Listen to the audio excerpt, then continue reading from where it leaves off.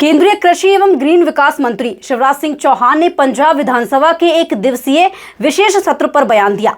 उन्होंने कहा कि संसद द्वारा पारित कानून के खिलाफ राज्य में प्रस्ताव लाना संघीय ढांचे के खिलाफ है और केवल विरोध के लिए विरोध करना संवैधानिक या लोकतांत्रिक नहीं है। शिवराज सिंह चौहान ने पंजाब में बढ़ते भ्रष्टाचार और वित्तीय गबन के मामलों पर भी चिंता जताई। क्या कुछ कहना है केंद्रीय कृषि मंत्री का, आइए जानते हैं। लगभग 20 साल पहले मनरेगा योजना अस्तित्व में आई थी। उसके पहले भी कई रोजगार से संबंधित योजनाएं, संपूर्ण ग्रामीण रोजगार योजना, काम के बदले अनाज योजना, जवाहर रोजगार योजना, एक के बाद एक आई। कुछ समय काम किया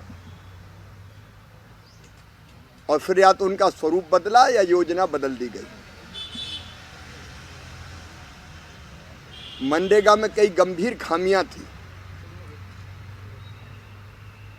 मनरेगा भ्रष्टाचार का पर्याय बन गई थी। मजदूरों के बजाय मशीनों से काम, कॉन्ट्रैक्टर से काम, ओवर एस्टिमेट बनाना, काम का वैल्यूएशन ठीक नहीं होना, एक ही काम को बार बार कर देना, कई तरह की चीज़ें ऐसी आती थी जिन पर लगभग 1 साल से विचार चल रहा था। अंततः फैसला ये हुआ कि अब इस स्वरूप में योजना का चलाना ना तो विकास के लिए कारगर सिद्ध हो रहा है, न मजदूरों के लिए उपयोगी। और इसलिए विकसित भारत जी राम जी अभी संसद में इस बिल को लाके पारित करके कानून बना है, एक्ट बना है। मैं एक बार फिर दोहराना चाहता हूं आपके माध्यम से, इसमें मजदूर को रोजगार की गारंटी 100 से बढ़ा के 125 दिन की गई है। और ये केवल ऐसे ही नहीं की गई कि कह दिया। ये आगामी वित्तीय वर्ष में जो प्रस्तावित बजट प्रावधान है वो भी 1,51,282 करोड़ रुपया किया गया है। पिछले साल 88,000 करोड़ था केवल। जब 100 से 125 दिन मजदूरी करनी है तो उसके लिए वित्तीय प्रावधान आवश्यक है, वो किए जा रहे हैं। केंद्र का अपना हिस्सा बढ़ के भी अकेले 95,000 करोड़ रुपए से ज़्यादा होगा। और ये तो पहला साल है, आवश्यकता के अनुसार ये बढ़ेगा भी। लेकिन ये देखा गया था कि मनरेगा के कारण मनरेगा में इतनी विशाल धनराशि खर्च करने के बावजूद भी उस धनराशि का उपयोग गांव के सुनियोजित विकास में नहीं हो रहा था। विकसित भारत ये संकल्प है प्रधानमंत्री जी का, देश का ही संकल्प है ये। और उसके लिए जरूरी विकसित गांव के बिना विकसित भारत बन नहीं सकता। और इसलिए विकसित भारत जी राम जी योजना को विकास से जोड़ने का काम भी हुआ। ग्राम पंचायत गांव के समन्वित विकास का प्लान तैयार करेगी और ग्राम पंचायत और ग्राम सभा जो काम तय करेगी, जो गांव के विकास के लिए आवश्यक है, वही काम इस योजना के अंतर्गत किए जा सकेंगे। और इसमें 4 तरह के प्रमुख काम: जल संरक्षण के काम, गांव का इंफ्रा, स्कूल, सड़क, पुल, पुलिया, अस्पताल, आंगनबाड़ी का भवन, आजीविका मूलक काम, अगर सेल्फ हेल्प ग्रुप को वर्किंग सेट चाहिए, कोई प्रशिक्षण का स्थान चाहिए, एफपीओज को या पैक्स को कोई अलग संरचना चाहिए काम के लिए, तो वो भी निर्माण किया जा सकता है। और चौथा, आपदा प्रबंधन के लिए अगर किसी काम की ज़रूरत है, ड्रेनेज का सिस्टम हो, रिटेनिंग बाल हो, उस तरह की संरचनाएं भी तैयार की जा सकती है। लेकिन ये सब करेगी गांव की ग्राम सभा और ग्राम पंचायत। अब पहले साल ही 1.5 लाख करोड़ रुपए से ज़्यादा का प्रावधान होगा, तो आप अंदाज लगाइए 5 साल में 7.5 लाख करोड़ से ज़्यादा रुपया खर्च होगा। अगर ये ढंग से गांव के विकास में खर्च हो जाए तो मजदूर को मजदूरी मिलेगी और गांव का स्वरूप बदल जाएगा। एक और विशेष प्रावधान इसमें यह किया कि कई बार कुछ पंचायतों में काम बहुत हो जाते हैं, वो विकसित है, और कई पंचायतें जो दूर दराज के क्षेत्रों की है, वहाँ अपेक्षाकृत कम विकास के काम हुए। तो विकास के काम और रोजगार के अवसरों की आवश्यकता के हिसाब से ABC 3 ग्रेडिंग पंचायतों का होगा। मतलब जहाँ सबसे ज़्यादा काम की ज़रूरत है वो, एवरेज काम की ज़रूरत है वो, और जहाँ काम की ज़रूरत बहुत कम है वो। और उन पंचायतों को राज्य ही ग्रेडिंग करेगा और आवश्यकता के हिसाब से ज़्यादा धनराशि आवंटित कर सकेगा जहाँ ज़्यादा ज़रूरत है काम की। अभी बेरोजगारी भत्ते का प्रावधान तो था, लेकिन आधा अधूरा अधकचरा था, उसको पुख्ता करने की कोशिश की गई है। और कई बार मजदूरी में देर होती थी तो विलंबित मजदूरी के लिए कोई अतिरिक्त भुगतान नहीं होता था, उसका प्रावधान भी इसमें किया गया है। और एक बात और कि कई बार जो काम में लगने वाला स्टाफ था, रोजगार सहायक, मैट या टेक्निकल स्टाफ, उसकी तनख्वाह नहीं मिलती थी।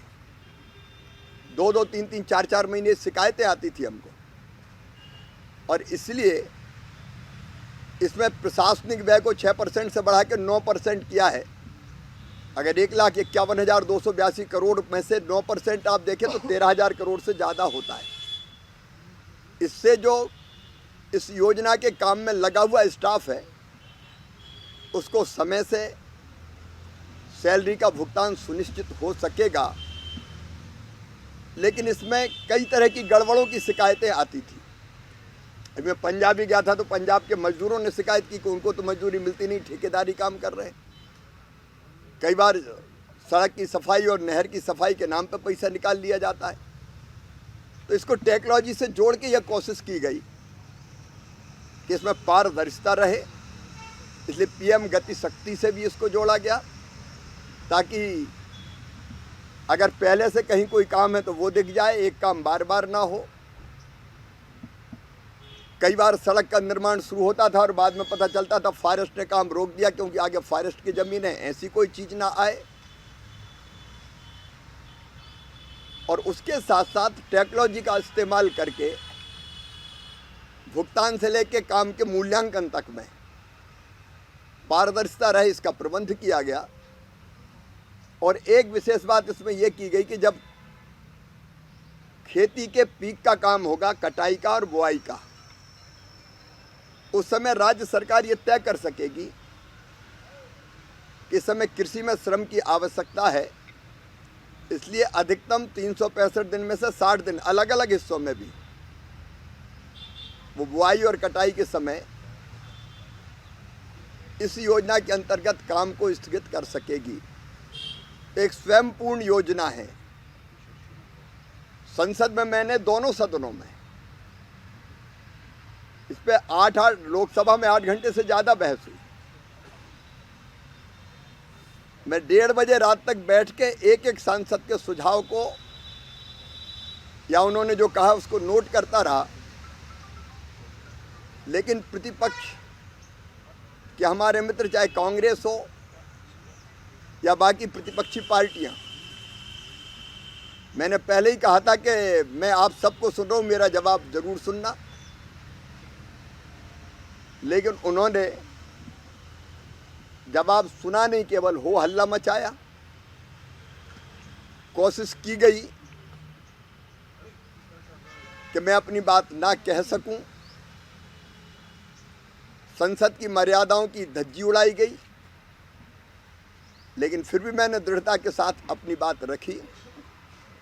सच ये है कि ये योजना मजदूर के लिए भी बहुत उपयोगी है, विकास के लिए वरदान सिद्ध होगी, गांव के विकास के लिए। और उसके साथ साथ इसमें कृषि को भी ध्यान में रखा गया है। लेकिन आज आश्चर्य, पंजाब में विधानसभा का एक दिन का सत्र हो रहा है और उसमें एजेंडे भी ये शामिल है कि संसद द्वारा